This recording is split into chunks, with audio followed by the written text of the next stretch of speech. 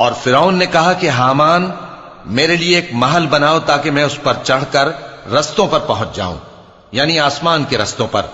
پھر موسیٰ کے معبود کو جھانک کر دیکھ لوں، اور میں تو اسے جھوٹا سمجھتا ہوں۔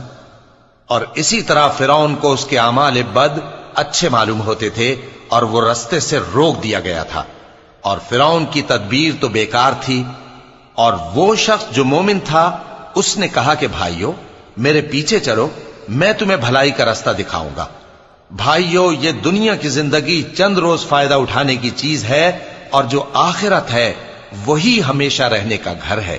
جو برے کام کرے گا اس کو بدلہ بھی ویسا ہی ملے گا، اور جو نیک کام کرے گا مرد ہو یا عورت جبکہ وہ صاحب ایمان بھی ہو تو ایسے لوگ بہشت میں داخل ہوں گے، وہاں ان کو بے حساب رزق ملے گا۔ جو کوئی رحمان کی یاد سے آنکھیں بند کر لے یعنی تغافل کرے، ہم اس پر ایک شیطان مقرر کر دیتے ہیں تو وہ اس کا ساتھی ہو جاتا ہے، اور یہ شیطان ان کو رستے سے روکتے رہتے ہیں اور وہ سمجھتے ہیں کہ وہ سیدھے رستے پر ہیں، یہاں تک کہ جب وہ ہمارے پاس آئے گا تو اس شیطان سے کہے گا کہ کاش مجھ میں اور تجھ میں مشرق و مغرب کا فاصلہ ہوتا، تو برا ساتھی ہے۔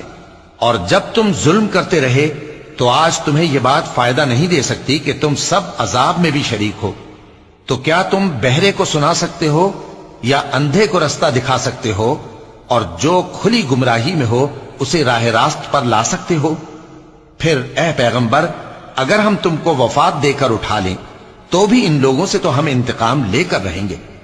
یا تمہاری زندگی ہی میں تمہیں وہ عذاب دکھا دیں گے جس کا ہم نے ان سے وعدہ کیا ہے، کیونکہ ہم ان پر قابو رکھتے ہیں۔